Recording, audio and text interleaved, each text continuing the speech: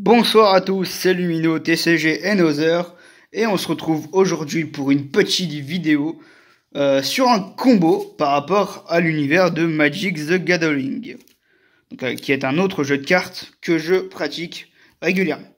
Pour ce faire, je vais vous présenter pourquoi j'ai décidé de faire ce combo, ensuite les cartes qui permettent de faire ce combo, et enfin je vais vous présenter plutôt une des deux cartes en fait qui permet de jouer également des combos mais avec d'autres cartes. Donc je vais vous expliquer pourquoi.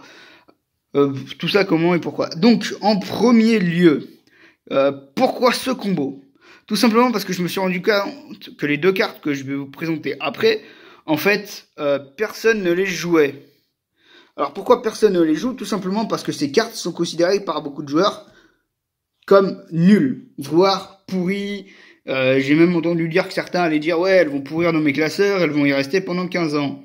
Bon, alors quelles sont ces deux cartes et pourquoi j'ai choisi? Bah tout simplement parce que ça va vous permettre de vous faire un deck budget qui va pas vous coûter énormément cher et alors ça va vous permettre, je pense, de rigoler entre potes et de vous dire ah bah tiens j'ai un nouveau deck à tester, pourquoi pas.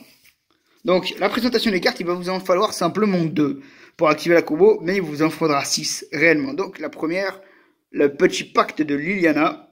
Donc quand le pacte de Liliana arrive sur le champ de bataille, vous pouvez piocher 4 cartes et vous perdez 4 points de vie. Donc pour 5, ça fait que vous perdez 1 point de vie par carte, ce qui est pas dégueulasse en soi, puisque vous allez vous pouvoir...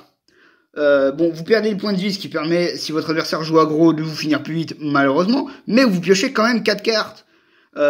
Faut savoir que normalement, piocher 4 cartes, ça se fait avec, par exemple, Tamil, me semble. Non, c'est 3 cartes.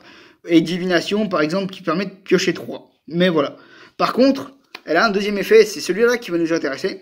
Au début de votre entretien, si vous contrôlez au moins 4 démons de noms différents, vous gagnez la partie. Alors, qu'est-ce que cette carte fait réellement ? Alors, elle va vous permettre déjà pour 5 d'avoir un nouvel enchantement et de repiocher quelques cartes de votre deck. Ça va vous permettre de stabiliser et d'augmenter vos chances de piocher certaines cartes.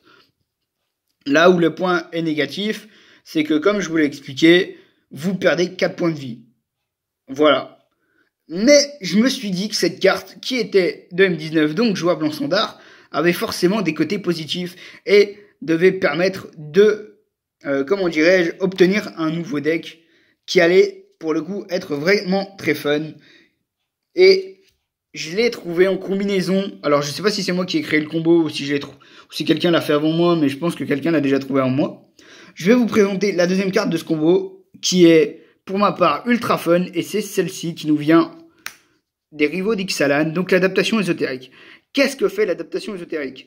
Elle permet, quand elle arrive, au moment où l'adaptation ésotérique arrive sur le champ de bataille, vous choisissez un type de créature. Les créatures que vous contrôlez ont ce type choisi en plus de leurs autres types. Donc, en fait, vous allez avoir 4 créatures différentes, de noms différents.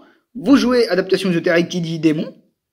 Voilà. Donc, toutes vos cartes sont des démons, plus, je sais pas, moi, ça peut être des gobelins, des chats, ou ce que vous voulez. Et après, bah, vous jouez le pacte de Liliana. Si un tour après, vous n'êtes pas mort, vous gagnez la partie. Donc le combo, il marche pas mal. Enfin, moi je le trouve ultra fun parce que je pense pas que votre adversaire s'attende à ce que vous jouez ça. L'avantage d'adaptation ésotérique, c'est que les créatures que vous contrôlez ont les types choisis en plus de leurs autres types. Ça, je l'ai déjà dit. Mais c'est aussi vrai pour les sortes de créatures que vous contrôlez, donc celles qui sont sur le terrain, et qui ne sont pas sur le champ de bataille, que vous ne possédez pas sur le champ de bataille, qui sont donc dans votre main, dans votre deck, dans votre réserve, dans votre cimetière et dans votre exil. Et donc ça fonctionne plutôt bien, je pense. Voilà, les deux cartes vont très bien en synergie. Donc pour le pacte de Liliana, elle vient de M19. Et adaptation ésotérique vient de Ixalan, des rivaux d'Ixalan, non d'Ixalan plutôt. Donc voilà, ça c'était le premier un petit combo vraiment sympa. Alors vous pouvez évidemment vous amuser à jouer toutes les couleurs que vous voulez avec l'adaptation ésotérique, parce que vous pouvez jouer bleu-rouge pour jouer gobelin par exemple, vous pouvez jouer blanc-noir, mais là vous pourrez pas la rentrer, vous jouerez vampire, en bleu-vert s'il y a des cartes vertes qui vous intéressent mais que vous voulez vous dire, allez, j'ai besoin de les mettre dans mon Ondin, bah vous jouez adaptation ésotérique et vous dites Ondin.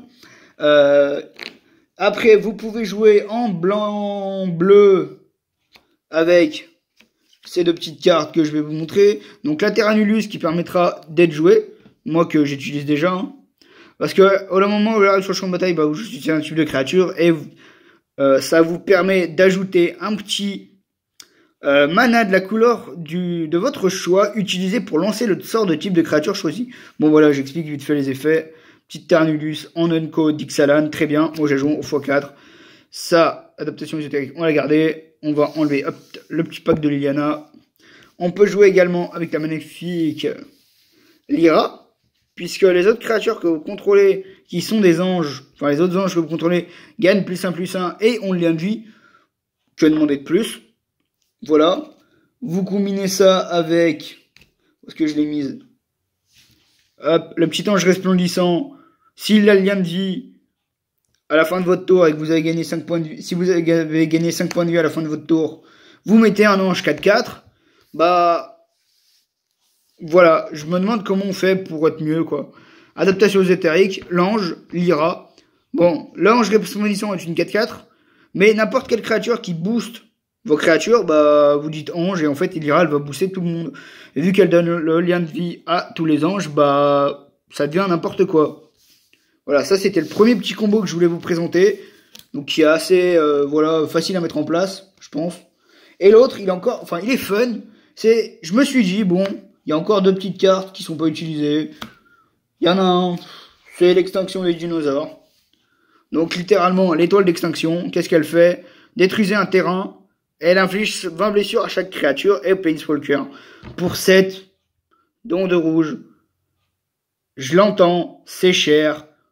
Je le sais. Vous allez me dire, mais comment tu veux tuer ton adversaire avec ça? Bah, en fait, tu vas dans la guilde de Boros, tu demandes à un capitaine de feu réal comment on fait, et bah, lui il dit qu'il a mentor. Déjà, il va te booster. Et puis il dit qu'à chaque fois qu'il prend des blessures, bah l'adversaire prend autant de dégâts. Donc tu fais capitaine. 3 tours après, tu fais étoile. Si ton capitaine est toujours là, bah le capitaine il meurt, il se prend des météorites dans la tête, il est pas content, mais ces météorites, tu vas les répercuter sur ton adversaire. Et vu qu'il prend 20, l'adversaire aussi prend 20. Donc ça, c'est des petits combos fun. Évidemment, vous pouvez le jouer en humain. Encore avec ça, hein. Terranulus.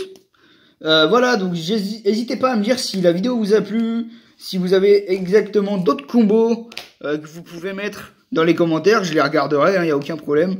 Si vous avez même des combos auxquels moi j'ai même pas pensé, avec des vieilles cartes, parce que moi je suis un petit collectionneur et j'adore ça. Donc voilà, je vous dis à bientôt pour une prochaine vidéo. Merci de m'avoir suivi. N'hésitez pas à commenter, à vous abonner, à partager. Et je vous dis à bientôt, à plus.